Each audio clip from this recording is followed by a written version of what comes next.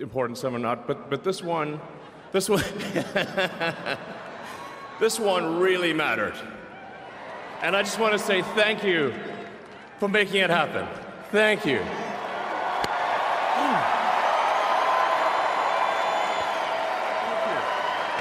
My heart goes out to you.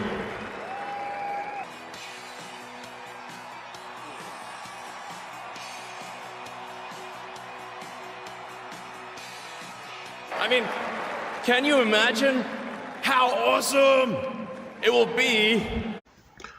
The other day, at Donald Trump's inauguration, Elon Musk did something that was surprising to some, but not surprising to me. Not at all. He did the full Nazi salute, not just once, but at least twice. In fact, it was twice. To some people who are confused of what that means and what that is some who try to say what it was and what it wasn't. But that salute, the English translation for what the Nazis spoke in German, was Hail Victory. And this was a speech after the inauguration of Trump, which meant that it was a victory. For the not-for-profit security grant program that sends money to synagogues and Jewish community centers to invest in security upgrades. I'm heartbroken that we need to do that, but it is an important moment to support those communities. I agree that it's a problem you will confront at the UN. It is also a problem, as you have raised, domestically, both on the right and the left. I think anti-Semitism work is best when we call out what's happening. Elon Musk, perhaps the president's most visible advisor, doing 2 Heil Hitler salutes last night at the president's televised rally. No, Elon Musk did not do those salutes. I was not at the rally, but I can tell you I've been at many rallies with Elon Musk, who loves to cheer when President Trump says we need to send our U.S. space program to Mars. Elon Musk is a visionary. I'm looking forward to his work in DOGE, the Department of Government Efficiency, and look forward to looking how we can be more efficient and effective, but that is simply not the case. And to say so is the American people are smart. They see through it. They support Elon Musk. We are proud to be the country of such successful entrepreneurs. That is one of our greatest strengths as Americans. Let me share with you what a few Americans have said about it. Evan Kilgore, a right-wing political commentator, wrote on X, "Holy crap, did Elon Musk just Heil Hitler at the Trump inauguration rally? This is incredible. We are so back." Andrew Torba, who's the founder of the right-wing Christian nationalist social platform Gab, said incredible things are happening as he amplified the visual. The Proud Boys chapter in Ohio posted the clip on its Telegram channel with the text Heil Trump. A chapter of the white nationalist group White Lives Matter posted it on Telegram. Thanks for hearing us, Elon. The white flame will rise again. I could keep going. Over and over last night, white supremacist groups and neo-Nazi groups in this country rallied around that visual. Does it concern you that those elements of the neo-Nazi and white supremacist element in the United States believe that what they saw last night was a neo-Nazi salute? What concerns me is these are the questions you believe are most important to ask to the UN ambassador. I have a very strong record when it comes to combating anti-Semitism. We just had a historic election where President Trump earned historic support from American voters because of his strong leadership combating anti-Semitism, which has been a scourge across the country, skyrocketing since October 7th. So I intend to bring moral clarity to this position and continue to speak out as a voice, as a beacon of light, condemning anti-Semitism at the United Nations, which is representative of President Trump's record and President Trump's promises that he made on the campaign trail. You are right. These are the questions I choose to ask because I think that your work and the administration's work on anti-Semitism only comes with real impact and credibility if it holds both right and left accountable. I simply don't believe that if a member of the squad made that same gesture last night, that there wouldn't be commentary from you and others. So I want to make sure that our work has credibility, and credibility comes with calling anti-Semitism and anti-Semitism behavior out when it comes from both the right and the left. Today's video is sponsored by the Mod for All book series. Get your copies today. Detective Monica Ragner's daughter is thrust into the deadliest murder cases in her career. Fear and deception lay at every corner, and her fight to save the lives of others just may cost her own. Get Mod for All Disciple and Mod for All Paraben at these retailers today.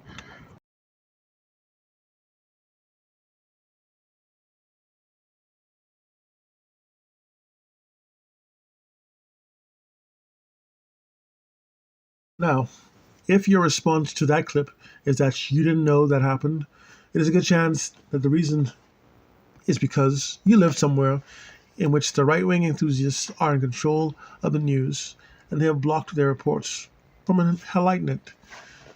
It is evident that the far right is in control of the US government. Now, there's a lot of people on the internet, news pundits, even Elise Stefanik, are trying to gaslight us into saying it wasn't a Nazi salute. His defenders were saying that he was doing a Roman salute to the emperor. I suppose that they suggest that Trump is the emperor. Take that however you want.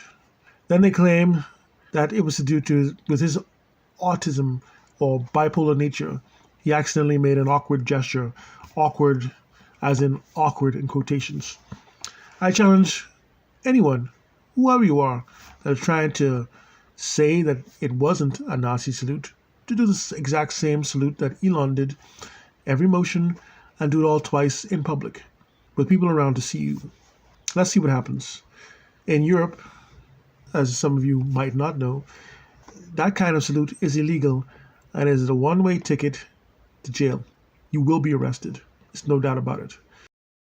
But everyone is so shocked or even amazed that this is all happening. I have news for you. The defeat of the Axis didn't destroy fascism. All it did was to inspire them to evolve into looking something more appealing, more different, something that would mask themselves and who they truly are in certain senses. They went on to use the same message, but they used different words that were passed under the radar. Words that seemed less racialistic, but more family-friendly, more palatable, that were against certain groups, certain people, but it had the same message.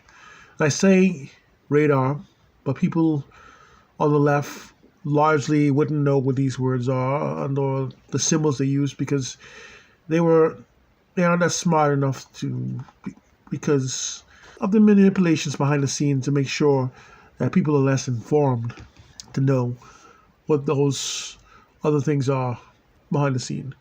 Some would call them, in fact, some people call it dog whistling because they say the right thing that only themselves and people like them would understand, get the message, and know what's being said. Meanwhile, the rest of the society is oblivious to what's going on around them, mostly oblivious because some people are catching on, some people are understanding that these people have had many years to refine their secret messaging. I might say secret, but it wasn't that secret. It's more or less, I said it before, under the radar. So imagine the movie Fight Club. In that movie, there are people from all areas of society, and they were part of a secret society, the Fight Club. There was doctors, lawyers, judges, teachers, bus drivers, police officers, people from every walk of life, and they were a member of the Fight Club. And of course, the first rule of Fight Club is you never talk about Fight Club. Second rule of Fight Club, you never talk about Fight Club. But that was the reason why they kept it secret. That was meant to keep it secret, so people who weren't supposed to be in society weren't privy to any information. They didn't know what it was or what it was all about, despite being called Fight Club. Now imagine that in real life. People of all different professions, all members of at least, at least one of many different far-right national fascist organizations around the world.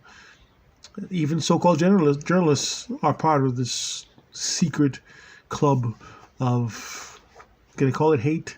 But it is hate. Hate is at the core of their whole reason for being, because they hate people who aren't like them, people who are darker complected, people who eat foods that smell funny, people who don't speak English, which is ironic because a lot of those people also speak different languages. And their whole, I guess, inspiration was from a German-speaking organization of hate enthusiasts. And the other thing is that we see that billionaires are also a part of it. This means that they're in strategic positions to even shape the way we view life, from the media, and even because we know for a fact that in the US, mainly in the US, that these billionaires are the ones who write legislation, and they're the donors of not only political parties but of certain politicians, and they have their people write legislation, and they take it to said politicians in order for it to be voted into becoming a law. And it's been several days since we have seen what Elon did, and there hasn't been a single solid outcry from groups that you think should have something to say about it. In fact, I've seen groups like the Anti-Defamation League and some other individual Jewish people who came out in defense of Elon's racialistic salute.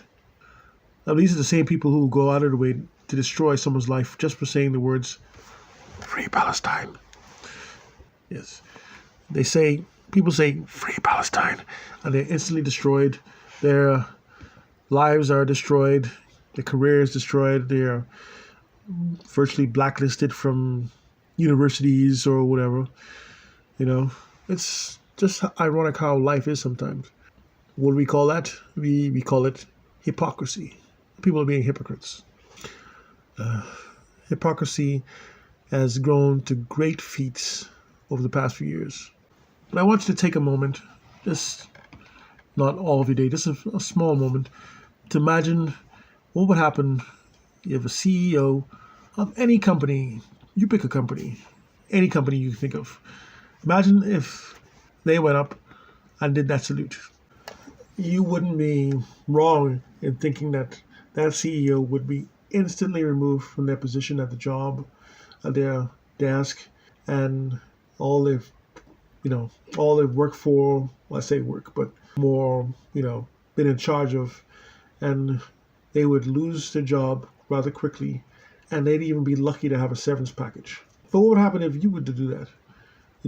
That awkward gesture that Elon Musk has accidentally made twice. I feel I need to say that again. Imagine how quickly you would leave a job. Maybe by force, maybe by an invitation to leave. But I doubt you'd be able to have your job again if you did that. Walked out in a break room or any of the public areas in your job, stand up from your cubicle and go, the awkward gesture. I don't think you'll have your job that long after that. Maybe a few minutes after that, you might still have a job. But I have to talk to the liberals, if you're listening. Dear liberals, if you're wondering how all of this is happening, it's because you don't understand that democracy is a constant struggle. It's a never-ending struggle. You have to keep fighting for democracy. It's not something you can say, I got a victory today. The victory is, yes, I got what I wanted, what I needed. And so you go home, hang up your political t-shirts, and never look back at politics again. Never look back at activism, not look back at the needs and issues of other people, because you had your victory. No, you have to keep fighting for democracy.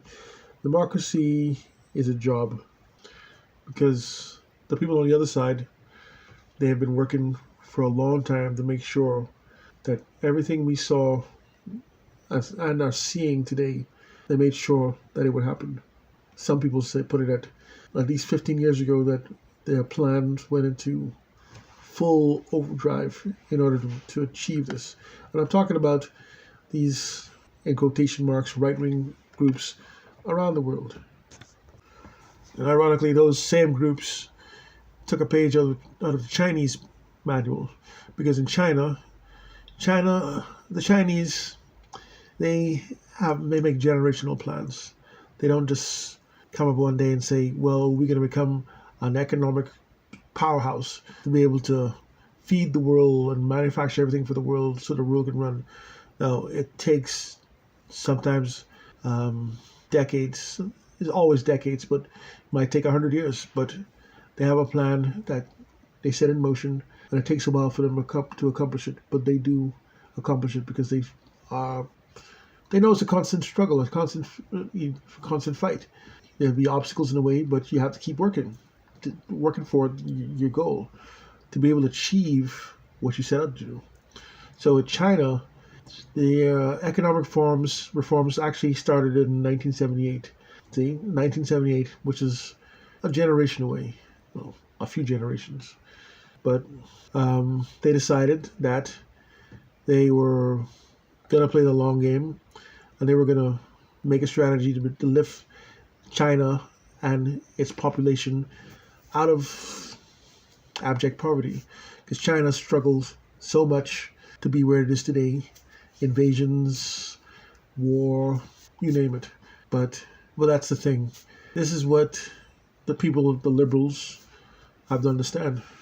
It's because you get one legislation passed and you're free to wear purple hair instead of blue hair, or to safeguard your pronouns, doesn't mean that the fight is over. There's other people who need their rights. There's other people who need the same victories that you achieved. But you have to keep fighting it, because laws can be passed and laws can be reversed. So you have to keep fighting. There's no time to put down your pom-poms, your t-shirts, your placards, your fighting spirit, as some might call it. You have to fight.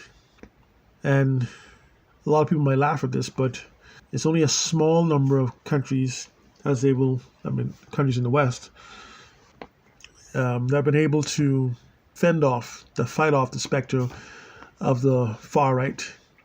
And top of this list is France, which is, there's some people who like to brand France as the surrender monkeys, or the first to surrender countries because of a misunderstood or misreported or poorly reported part of history. Suggests the French are quick to quit. But the fact is that the French know that its democracy is an endless struggle. They've rallied and fought off to keep the far-right party, namely the Front National, from taking the reins of the presidency. Even parties that didn't like each other joined forces to keep the far-right from power. Germany is doing the same thing too, but they've done the same thing, but Elon Musk is trying to make sure that the AfD, the Alternative for Deutschland, the far-right party, the biggest one, takes power in the upcoming elections. I think it's in March, probably, maybe in February. I don't remember. But they are really working hard. Musk is really working hard to get the AfD in power. Don't think he'll have much success in France, because the French seem to really, really, really value liberty, equality, and fraternity, the French motto. But this UK, let's talk about the UK for a second. The UK is an example of a country that was it's been under the iron claw of fascism since 2013. But after a while, the people voted out that party, the Conservative Party, also known as the Tories, very recently.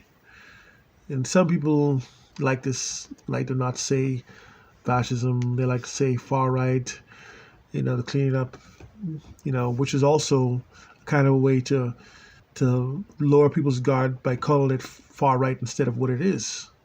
It is fascism.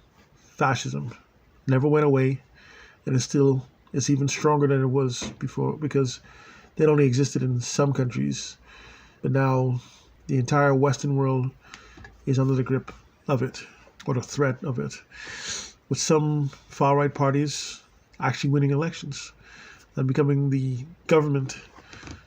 Some people could use semantics and say this word and that word to try not to say the F word, because I think I said it too much for YouTube.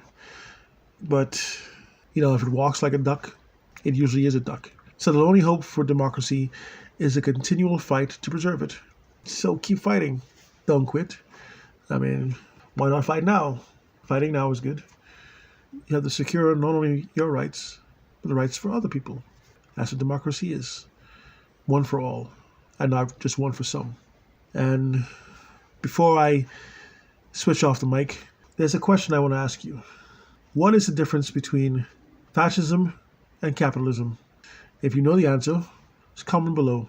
But in the meantime, like, share, subscribe to this channel, and hopefully we'll have more things to talk about going forward. We'll see what happens.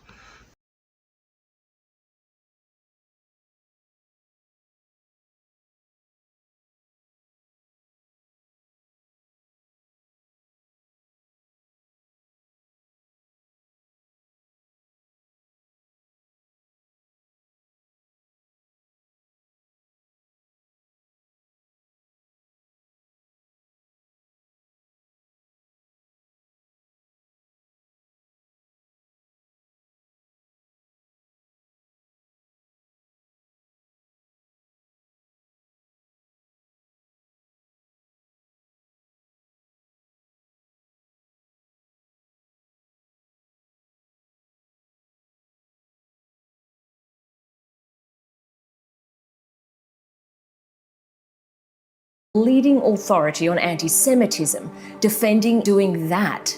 It's important to note there's a broader context here.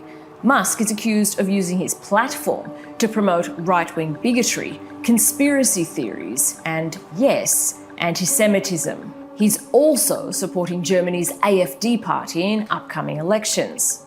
The AfD is anti-immigration, and some of its members have used Nazi slogans, anti-Semitic language, and trivialized the Holocaust. The ADL, the same group that defended Musk, has serious concerns about this German far-right party. But it seems to have changed its tune with regards to the South African-born billionaire. For years, the ADL has been the go-to organisation for agencies and the corporate world when it comes to anti-Semitism and broader civil rights issues. But more recently, it's been accused of changing priorities. It's accused of going soft on bigots and racists, as long as they support Israel. The ADL is unashamedly, according to its own website, a supporter of Israel and Zionism. It even facilitates training trips for US police to Israel to learn all about terrorist violence. The ADL says it supports civil rights, but has spent a good part of the last year attacking pro-Palestine and peace in Gaza rallies at universities. The ADL says it's giving Musk the benefit of the doubt, but that's cold comfort to minority groups already terrified about the rise of anti-Semitism and racist politics.